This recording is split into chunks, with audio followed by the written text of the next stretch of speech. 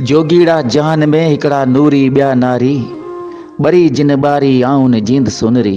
साईं मंजा सदाए सहरा थरी आवाज़ मिठीरो नदीम जुमानी मुखातिब अवासी गोठ वी भील मां वालद साहब केवल भील आन डाडो मेवो मल हरसिंगाणी ओचितो विछोड़ो लिखी था नंढड़े कमलेश कुमार।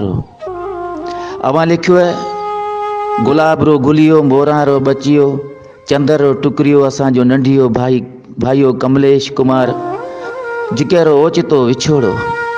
कमलेश गुलाब रो हुतो नंढकी वही में 12 तणरे ॾींहं में असांजे घर रो हिकु रांदी को हुतो। सजे घर ही सूं हुती बाप केवल जॾहिं कमा कारां सी थकजे घरे आतो तॾहिं नंढड़े कमलेश न हंसतो देखे सब थक लहे जाता। आन डोड़ियाणे हंच करे कमलेश सा प्यार करतो। आन कमलेश भी बातड़ा बोले अब्बा अब्बा करे सद करतो। कमलेश रो डाडे मेवोमल हरसिंगाणी में साह पसा हुतो डाडो सजो डी बोलातो। आन तेड़तो डाडेरी वंदर हुती पीरी रो सहारो हुतो। कमलेश सजे घर रे भातियां रो दादड़ो हुतो। जीजल अम्मा डाडी काका काके बहनारो दादलो हुतो। ये घर ही सूं हुतो। जीजल माँ आन बाप केवल रे सब आसा इया में हुते। कमलेश वडो थीसे पढ़ा सा ऑफिसर थीसे नौकरी वारो थीसे।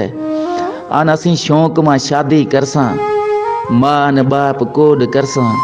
अलाई किते तमन्ना हते कमलेश कुमार में पर अदा नदीम सब आसा अधूरे रह जेगी।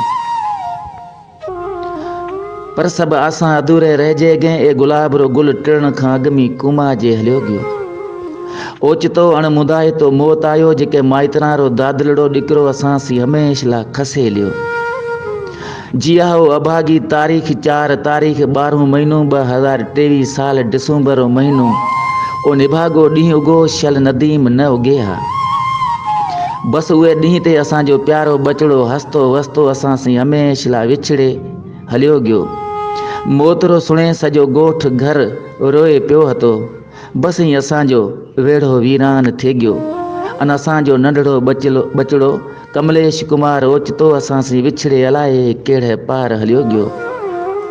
बस भगवान करे ए गुलाब रो गुल सदाई सरगमी होए पर वरे नंढके निशाने वरे रांदी का देखे असी रोए पांदा। पेती जा पुड़ खोले खोले कंहिंजूं निशानियूं ॾिसंदी आहीं। लोक सजे खां लुड़क लिकाए कंहिंजे लाइ रोंदी आहीं। मासूमन में मिठो पाणी कंहिंजे लाइ ॾींदी आहीं। गीता पिंगे में लोॾे लोॾे कंहिंजूं दुआऊं घुरंदी आहीं। मेहर मोटी मूर न ईंदो तूं कंहिंजे लाइ राहूं ॾिसंदी आहीं। तूं कंहिंजे लाइ ॾिसंदी आहीं।